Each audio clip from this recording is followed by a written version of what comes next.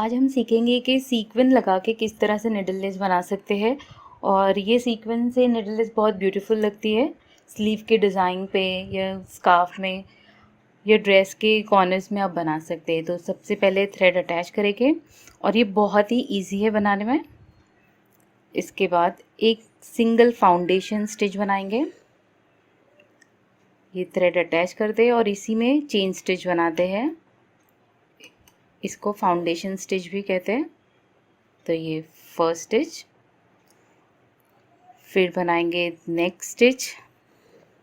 ये single stitch है, इसमें पिकॉट बनाना है। अब ये पिकॉट को हमें सीक्वेंस के साथ बनाना है।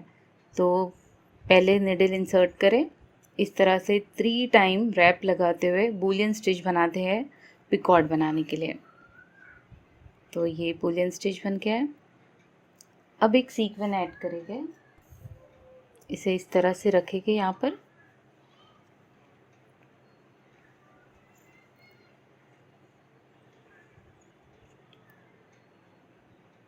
अब चेन स्टिच बनाएंगे।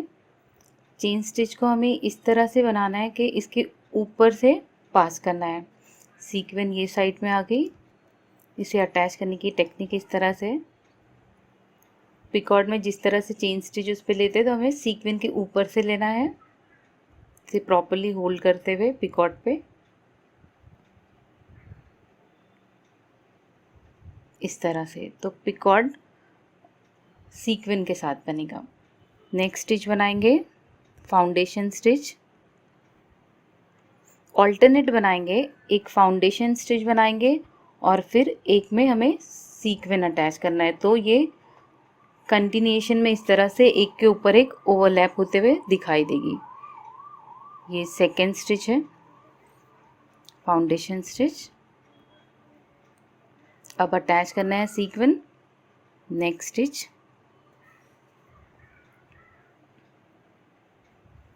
सेम रिपीट कर रही हूँ मैं।